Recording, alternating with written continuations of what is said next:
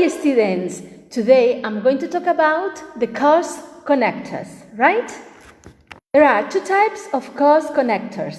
For example, we have because of, owing to, due to, and on account of, right?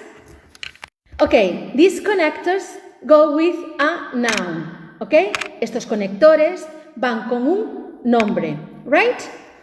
For example, due to the weather, we stay at home. A causa del mal tiempo, estuvimos en casa, okay? Then we have because, since, and as.